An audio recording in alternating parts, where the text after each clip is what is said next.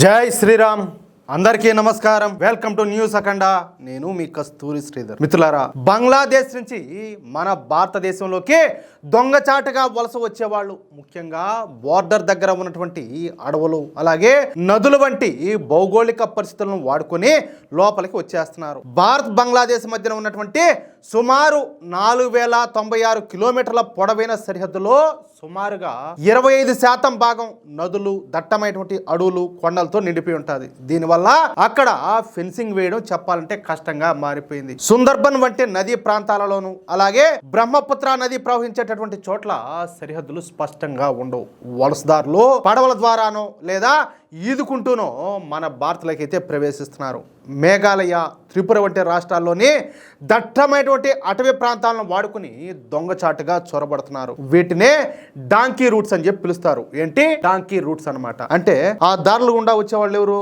గాడిదలు. ఈ గాడిద ముండా కొడుకులే. సరిహద్దుకు ఇరువైపులా ఉన్నటువంటి దళారులు ఈ వలసదారుల నుంచి డబ్బు తీసుకుని వాళ్ళను సురక్షితంగా సరిహద్దు అయితే దాటిస్తున్నారు. వీళ్లకు తృణమూల కాంగ్రెస్ పార్టీ గూండాలు అయితే సహకరిస్తా ఉన్నారు. ఇక దళారులు అలాగే ఈ తృణమూల కాంగ్రెస్ గూండాలు వీళ్లకు నకిలీ ఆధార్ కార్డులు, ఓటర్ గుర్తింపు కార్డులు అలాగే పాన్ కార్డులను ఏర్పాటు చేసి వాళ్ళు భారత పౌరులుగా చలామణి అయ్యే విధంగా చేస్తా ఉన్నారు. మరికొంతమంది టూరిస్ట్ వీసా ద్వారానో లేదా వైద్యం చేయించుకునే మెడికల్ వీసాల మీదనో చట్టబద్ధంగా మన భారతదేశానికి వచ్చి వీసా గడువు ముగిసిపోయిన తర్వాత కూడా తిరిగి వెళ్లకుండా రహస్యంగా ఇక్కడే ఉండిపోతారు. సరిహద్దుకు ఇరువైపులా ఉండేటటువంటి ప్రజల భాష, వేసుకునేటటువంటి బట్టలు, వాళ్ళ సంస్కృతి అన్నీ కూడా ఒకే విధంగా ఉండటం వల్ల వచ్చిన వాళ్ళలో వలసదారులను కనిపెట్టడం మన దేశ రక్షణ దళాలకు పెద్ద సవాలుగా మారిపోయింది. సరే, ఇక పాకిస్తాన్ విషయానికి వద్దాం. ఈ పాకిస్తాన్ నుంచి ఉగ్రవాదులు మన భారతదేశంలోకి ప్రవేశించడానికి బోర్డర్లోని కఠినమైనటువంటి కొండ ప్రాంతాలను, రహస్యంగా తవ్వినటువంటి సొరంగాలను, డ్రోన్ సాంకేతికతను ఉపయోగిస్తున్నారు. మన భారత సైన్యం నిఘాను పెంచినప్పటికీ వాళ్ళు నిరంతరం కూడా కొత్త దారులన్నీ కూడా వెతుకుతానే ఉన్నారు. జమ్మూ, సాంబా అలాగే కథువా వంటి సరిహద్దు ప్రాంతాల్లో అంతర్జాతీయ సరిహద్దు కింద ఈ పాకిస్తాన్ సైన్యం సహాయంతో నిర్మించినటువంటి అత్యాధునిక సొరంగాల ద్వారా ఈ ఉగ్రవాదులు మన భారతదేశంలోకి ప్రవేశిస్తున్నారు. ఈ సొరంగాలు భూమికి 25 నుంచి 30 అడుగుల లోతులో ఉండి కొన్ని వందల మీటర్ల పొడవు అయితే ఉంటాయి. వీటిని గుర్తించడం చెప్పాలంటే చాలా కష్టమైన పని. జమ్మూ కాశ్మీర్లోని పూంచ్, రాజౌరి, కుప్వారా లాంటి ప్రాంతాల్లో ప్రవహించేటటువంటి నదులు అలాగే వాగుల ద్వారా వర్షాకాలంలోనో లేదా బాగా చీకటిగా ఉన్నటువంటి సమయాల్లో దొంగచాటుగా చొరబడుతున్నారు. అంతేకాకుండా పెహల్గాం వంటి ప్రాంతాల్లో దట్టమైనటువంటి పైన్ అడవులను అలాగే కొండ ప్రాంతాలను వాడుకుంటూ ఎవరికి దొరకకుండా ఉండటానికి ఏకదాటిగా 20 నుంచి 22 గంటల పాటు నడుస్తూ మన దేశంలోకి అయితే వస్తున్నారు. ఈ విధంగా పాకిస్తాన్ నుంచి తీవ్రవాదులు, బంగ్లాదేశ్ నుంచి జిహాదీగాళ్లు మన దేశంలోకి చాలా పెద్ద సంఖ్యలో చొరబడిపోతున్నారు. అందుకే ఈ దరిద్రానికి మొత్తాన్ని కూడా శాశ్వత పరిష్కారం కోసం మన కేంద్ర హోంశాఖ ఒక అద్భుతమైనటువంటి ఆలోచన చేసింది. అదే స్మార్ట్ బోర్డర్ ప్రాజెక్టు. పాకిస్తాను అలాగే బంగ్లాదేశ్ సరిహద్దుల వెంబడి చొరబాట్లు అలాగే కుట్రలను అరికట్టేందుకు మన కేంద్ర హోంమంత్రి అయినటువంటి అమిత్ షా గారు ఈ ప్రతిష్టాత్మకమైనటువంటి స్మార్ట్ బోర్డర్ ప్రాజెక్ట్ అయితే ప్రకటించారు.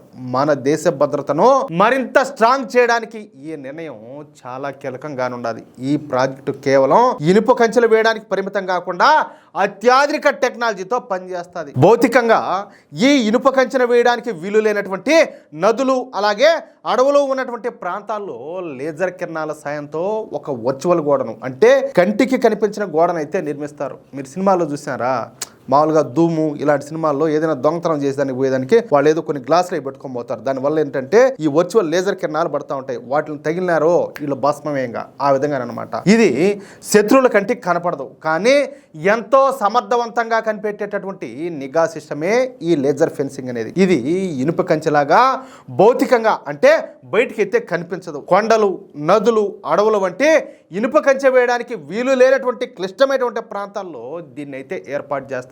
ఎవరైనా సరే ఆ లేజర్ కిరణాన్ని దాటితే ఆ సర్క్యూట్ కట్ అయిపోయి వెంటనే కంట్రోల్ రూమ్ కు అలర్ట్ మెసేజ్ అయితే పోతుంది. అలాగే సైరన్ కూడా మోగుతుంది. సెన్సార్లు అలాగే కెమెరాలు ఇవి కదలికలను కనిపెట్టేటటువంటి థర్మల్ ఇమేజర్లు, ఇన్ఫ్రారెడ్ సెన్సార్లు, హై రిజల్యూషన్ సీసీటీవీ కెమెరాలను అక్కడంతా కూడా అమర్చుతారు. ఈ స్మార్ట్ బార్డర్ ప్రాజెక్టులో ఈ సెన్సార్లు అలాగే కెమెరాలే కళ్ళు చెప్పాలంటే చెవుల్లాగా పనిచేస్తాయి. చొరబాటుదారులు అసలు బార్డర్ కంచెను తాకకపోయినా సరే వాళ్ళు అక్కడ ఉన్నారనే విషయాన్ని ఇవి ముందే పసిగట్టేస్తాయి. ఇందులో భాగంగా సిస్మిక్ సెన్సార్లను భూమి లోపల అమర్చుతారు.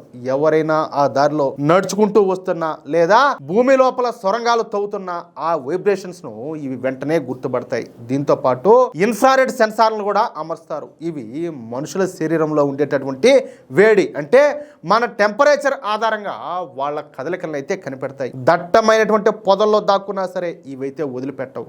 వీటితో పాటు మ్యాగ్నెటిక్ సెన్సార్లను కూడా అమర్చుతారు. ఎవరైనా సరే ఆయుధాలు లేదా ఇతర ఇనుప వస్తువులను పట్టుకొని సరిహద్దు దాటాలని చెప్పి చూస్తే ఇవి వెంటనే అలర్ట్ చేస్తాయి. అంతేకాకుండా ఇక్కడ ఉపయోగించేటటువంటి ఫైబర్ ఆప్టిక్ సెన్సార్లు ఏం చేస్తాయంటే ఎవరైనా సరే కంచెను కత్తిరించడానికో లేదా వంచడానికో ప్రయత్నిస్తే వెంటనే కంట్రోల్ రూమ్ కు సిగ్నల్ అయితే పంపించేస్తాయి. ఇవి మాత్రమే కాకుండా మన సరిహద్దుల దగ్గర హైటెక్ కెమెరాలను కూడా పెట్టబోతున్నారు. ఇవి ఎంతటి చీకటిలోనైనా సరే పగటిపూటలాగా స్పష్టమైనటువంటి విజువల్స్ అయితే అందిస్తాయి. వీటిలో ఉండేటటువంటి థర్మల్ ఇమేజింగ్ కెమెరాలో శరీర వేడిని గుర్తిస్తాయి. చెప్పే కదా ఇందాక, ఇవి కారు చీకటిలో లేదా దట్టమైనటువంటి మంచు కురుస్తున్న సమయంలో కూడా మనుషులు ఎక్కడున్నారో స్పష్టంగా చూపిస్తాయి. ఇకపోతే పీటీజెడ్ కెమెరాలు ఇవి రౌండ్గా 360 డిగ్రీల కోణంలో తిరుగుతూ కొన్ని కిలోమీటర్ల దూరంలో ఉన్నటువంటి వస్తువులను కూడా చాలా క్లియర్గా జూమ్ చేసి చూపిస్తాయి. వీటితో పాటు ఆర్టిఫిషియల్ ఇంటెలిజెన్స్ కెమెరాలు కూడా అమర్చుతారు. ఇవి కృత్రిమ మేధస్సు ద్వారా జంతువులకు అలాగే మనుషులకు మధ్య ఉన్నటువంటి తేడాను స్పష్టంగా కనిపెడతాయి. దీనివల్ల జంతువులు అటు ఇటు వెళ్తే అనవసరంగా అలారాలు అయితే మోగవు. అర్థమవుతుందా? ఇకపోతే లో లైట్ కెమెరాలు ఇవి కేవలం నక్షత్రాల వెలుతురు ఉన్నా సరే ఎంతో క్లియర్గా వీడియోని అయితే రికార్డ్ చేయగలుగుతాయి. ఈ సెన్సార్లు కనుక ఏదైనా కదలికను గుర్తిస్తే ఇక వెంటనే కంట్రోల్ రూమ్కు ఈ సిగ్నల్ అయితే పోతుంది. దాంతో ఆ ఏరియాలో ఉన్నటువంటి కెమెరాలు ఆటోమేటిక్గా అటువైపు తిరిగి లైవ్ వీడియోను మన వాళ్ళకైతే చూపిస్తాయి. ఆ వీడియోను చూసి అది చొరబాటే అని చెప్పేసి కన్ఫర్మ్ చేసుకున్నాక దగ్గరలోనే ఉన్నటువంటి మన బిఎస్ఎఫ్ దళాలు కేవలం కొన్ని క్షణాల వ్యవధిలో అక్కడికైతే చేరుకుంటాయి. దీనినే స్మార్ట్ ఫెన్సింగ్ వ్యవస్థ అని చెప్పేసి అంటారు. దీనికోసం మన మోడీ ప్రభుత్వం దాదాపుగా 20,000 కోట్ల రూపాయల బడ్జెట్ అయితే ఖర్చు చేస్తుంది. ఒక సంవత్సరంలో ఈ స్మార్ట్ ఫెన్సింగ్ వ్యవస్థ పూర్తి అయితే కానుండాలి. ఇక ఏ తీవ్రవాదైనా ఏ జిహాదీగాడైనా మన దేశంలోకి ఎంత మాత్రం కూడా ప్రవేశించలేడు. ఏంది చూడండి, ఒక రక్షణ రేఖను అయితే ఏర్పాటు చేస్తారు. అట్లుంటుంది మన మోడీ గారితో పెట్టుకుంటే. మిత్రులారా, ఈ న్యూస్ కనుక మీకు నచ్చినట్లయితే, నచ్చకుండా మీకు ఎందుకు ఉంటుందా? మీరేమైనా బంగ్లాదేశ్ వాళ్ళ, పాకిస్తాన్ వాళ్ళ? ఖచ్చితంగా ఈ వీడియోని లైక్ చేసి మీ మిత్రులకు అలాగే మీరు ఉన్నటువంటి వాట్సాప్ గ్రూపుల్లో తప్పనిసరిగా షేర్ చేయండి. అలాగే ఈ వీడియో పట్ల మీ యొక్క అమూల్యమైనటువంటి అభిప్రాయాలను తప్పనిసరిగా కామెంట్ రూపంలో తెలియజేయండి. అసలు ఇలాంటి టెక్నాలజీతో ఇలాంటి సరిహద్దులను అయితే మనం ఏర్పాటు చేసుకుంటాం కదా, అసలు మీ అభిప్రాయం ఏంటి? కాబట్టి మీ అభిప్రాయం ఏంటో తప్పనిసరిగా కామెంట్ చేయండి. అలాగే ఇంతవరకు మీరు కనుక మన ఛానల్ను సబ్స్క్రైబ్ చేసుకున్నట్లయితే ప్రతి ఒక్కరు కూడా మన ఛానల్ను సబ్స్క్రైబ్ చేసుకోండి, సపోర్ట్ చేయండి ప్లీజ్. జై శ్రీరామ్, జై హింద్, భారత్ మాతాకి జై.